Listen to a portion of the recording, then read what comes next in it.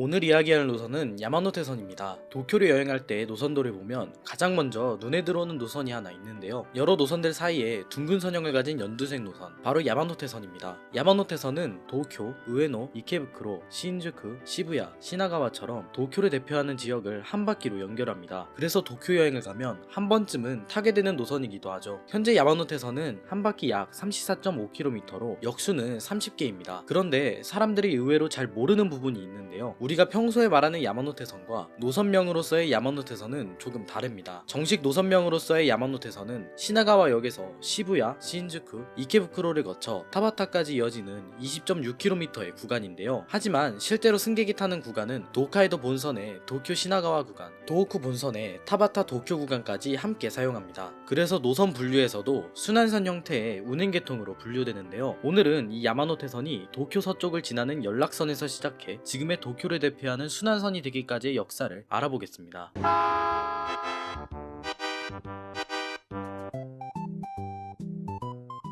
야마노테선의 이야기를 하려면 먼저 도쿄를 향하는 두 노선부터 봐야 합니다. 1872년 정부 주도로 신바시와 요코하마에 있는 철도가 개통됐는데 이 노선의 이름이 바로 도카이도 본선입니다. 그리고 1883년에는 사철인 일본 철도가 우에노역을 기점으로 하는 노선을 개통하는데 이 노선이 바로 도호쿠 본선입니다. 도카이도 본선의 시나가와, 도호쿠 본선의 우에노, 이 두 노선을 서로 연결할 필요가 생기면서 1885년에 시나가와선을 개통시킵니다. 시나가와선은 일본 철도가 부설한 연락선으로 아카바네에서 이타바시, 신주쿠, 시부야를 거쳐 시나가와까지 이어지는 노선이었죠. 지금의 야마노테선 서쪽 구간과 아카바네선의 기원이 되는 노선인데요. 이 시나가와선은 처음부터 도쿄 도심 통근을 위해 만들어진 노선이 아니었습니다. 도쿄 동쪽은 이미 시가지가 형성되어 있어 철도를 새로 놓기가 쉽지 않아 도쿄의 서쪽으로 지나가도록 부설됐는데요. 그렇게 완성된 시나가와선은 타카사키 방면에서 생산된 생사 같은 물자를 요코하마 쪽으로 보내는 데도 쓰였습니다. 당시 신주쿠와 시부야는 도쿄의 중심지였던 긴자, 니혼바시, 우에노와 떨어진 서쪽 지역이었지만 선로가 놓이고 역이 생기면서 사람과 물자가 조금씩 신주쿠와 시부야 주변으로 모이기 시작했습니다. 도시가 먼저 커져서 철도가 들어온 곳도 있지만 이번에는 반대였습니다. 철도가 먼저 생겨났고 시간이 지나면서 신주쿠, 시부야, 이케부쿠로 일대가 도쿄의 주요 부도심으로 성장했는데요. 이후 1903년 야마노테선의 형태를 바꾸는 노선이 하나 더 개통됩니다. 바로 이케부쿠로에서 타바타에 있는 연결선인 도시마선입니다. 기존 시나가와선은 시나가와에서 신주쿠를 거쳐 아카바네 방면으로 이어졌는데 여기에 이케부쿠로와 타바타에 있는 도시마선이 더해지면서 시나가와에서 신주쿠, 이케부쿠로를 거쳐 타바타까지 이어지는 새로운 철길이 만들어졌습니다. 이 연결선 덕분에 야마노테선의 서쪽 구간은 도쿄 북쪽의 타바타 방면까지 이어지게 됩니다. JR 동일본의 야마노테선 역사자료에서는 이 시기의 노선을 C자 형태로 설명하죠. 아직 원은 아니었지만 시나가와에서 타바타까지 도쿄 서쪽과 북쪽을 이어주는 형태였습니다. 그리고 1906년 일본 철도는 국유화됩니다. 시나가와선과 도시마선도 이때 국유 철도 쪽으로 넘어가게 되고 도쿄 주변에 여러 간선 철도와 더 많이 연결되기 시작하는데요. 1909년에는 전철화가 이루어지고 아카바네에서 이케부쿠로와 신주쿠를 거쳐 시나가와로 이어지는 개통, 그리고 타바타에서 이케부쿠로와 신주쿠를 거쳐 시나가와로 이어지는 개통에 야마노테선이라는 이름이 붙습니다. 야마노테라는 말은 도시의 산 쪽, 높은 지대 쪽을 가리키는 표현입니다. 도쿄에서는 서쪽 고지대 지역을 가리키는 말로 쓰였는데요. 실제로 야마노테선이 도쿄의 서쪽 지대를 따라 지나갔기 때문에 노선의 이름도 자연스레 야마노테선이 되었죠. 이 시기 야마노테선은 도카이도 본선, 도호쿠 본선, 조반선, 추오 본선 같은 여러 노선들을 연결하는 역할을 맡게 됩니다. 그리고 러일 전쟁으로 인해 수송할 화물이 많아져 철도 수송 수요가 높아졌는데요. 그러다 보니 선로 용량이 빠르게 부족해져서 복선화가 추진됐고 1910년에는 시나가와에서 이케부쿠로를 거쳐 타바타까지 이어지는 구간의 복선화가 완료됩니다. 이후 1914년에는 도쿄역이 개통하고 도카이도 본선이 도쿄역까지 이어지면서 도쿄 남쪽과 도쿄 중심부가 철도로 이어졌는데요. 하지만 야마노테선은 아직 완전한 원형태가 아니었습니다. 동쪽의 우에노와 도쿄 사이가 아직 이어지지 않았기 때문인데요. 그러다 1919년에 또 한 번 형태가 달라집니다. 추오 본선이 도쿄역까지 이어져 나카노에서 출발한 열차가 신주쿠, 요치야, 오차노미즈를 거쳐 도쿄 쪽으로 들어가고 그 덕분에 야마노테선과 연결되는 운행이 가능해졌습니다. 이때 노선은 히라가나의 노처럼 도쿄 중심부를 감아 들어가는 형태가 됩니다. 시나가와선과 도시마선, 추오 본선이 연결 연결되면서 야마노테선의 모양이 점점 순환선에 가까워진 거죠. 그리고 1925년 11월 1일 우에노와 도쿄 사이에 고가선로 공사가 완료됩니다. 이 구간이 이어지면서 야마노테선은 도쿄 도심을 한 바퀴 도는 순환 운전을 시작하게 되는데요. 1885년 시나가와선의 개통부터 1925년 순환 운전 시작까지 정확히 40년이 걸렸습니다. 시나가와선과 도시마선, 추오본선과의 연결, 우에노 도쿄 고가선로 공사가 차례대로 이어지면서 지금의 순환 운전 형태가 만들어졌죠. 다만 시나가와선의 아까바네와 이케부쿠로 사이 구간은 순환선과 별도의 지선 형태로 남다가 1985년부터 사이쿄선으로 운행하게 됩니다. 2차 세계대전 이후 도쿄의 인구와 통근 수요는 빠르게 늘어나서 수도권 각지에서 도쿄 중심부로 들어오는 사람들이 많아졌고 야마노테선에도 자연스럽게 환승 수요가 집중되었는데요. 시운주쿠에서는 추오선, 오다큐, 게이오, 세이부, 이케부쿠로에서는 도부, 세이부, 사이쿄선, 시부야에서는 도큐, 케이오 이노카시라선, 지하철 노선들이 환승되고 도쿄와 우에노에서는 신칸센과 특급 열차를 환승할 수 있었습니다. 이렇듯 여러 방면의 노선이 야마노테선과 환승되니까 도쿄에서 이동할 때 일단 야마노테선을 타면 된다는 말이 자연스럽게 나오게 되는 거죠. 이후 1950년대에는 수송역 확대도 중요한 문제가 됐습니다. 특히 타바타, 타마치 구간에서는 야마노테선과 게이힌토호쿠선이 같은 선로를 사용하여 혼잡하였기 때문에 선로를 늘리고 두 노선의 운행을 분리하는 작업이 진행되었습니다. 그리하여 1956년에 타바타와 타마치 사이에서 야마노테선과 게이힌토호쿠선의 개별 선로가 완성되었습니다. 이때부터 두 노선이 각각 별도의 선로를 사용할 수 있게 되며 혼잡한 도심 구간의 열차 운행을 더 촘촘하게 만들 수 있었죠. 이후 1972년에는 이케부쿠로와 타바타 구간이 정식으로 야마노테선의 본선이 됩니다. 반대로 이케부쿠로와 아까바네 구간은 야마노테선에서 분리되어 아까바네선이라는 이름을 갖게 됩니다.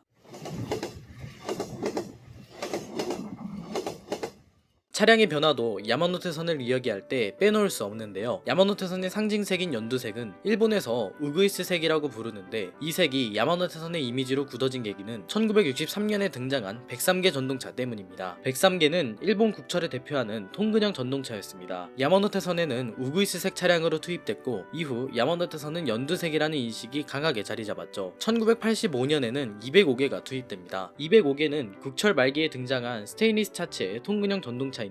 이전처럼 차체 전체를 도장하는 방식이 아니라 스테인리스 차체에 노선 색상의 띠를 두른 형태였죠. 야마노테선의 이 205계가 오랫동안 운행되면서 1980년대 후반부터 2000년대 초반까지의 야마노테선을 대표했습니다. 2000년대에는 2231계 500번대가 야마노테선에 투입됩니다. 2231계 500번대는 폭이 넓은 차체와 정보 안내 장치를 갖춘 차량으로 야마노테선 이용객에게는 도어 위에 LCD, 넓어진 실내와 스테인리스 차체의 연두색 띠를 두른 디자인으로 익숙한 차량이었는데요. 그리고 2015년 현재 운행 중인 차량인 2235계가 투입됩니다. 2235계는 JR 동일본이 차세대 통근형 전동차로 개발한 차량인데 전면부의 큰 검은색 디자인, 실내 디지털 사이니지 확대, 각 차량의 프리스페이스 설치, 상태 감시 기능을 강화한 것이 특징이죠. 특히 2235계는 차량 정보관리 장치인 인테로스를 사용해 차량 기기와 센서 정보를 계속 기록하고 이를 지상 시스템과 연계하는 것이 특징입니다.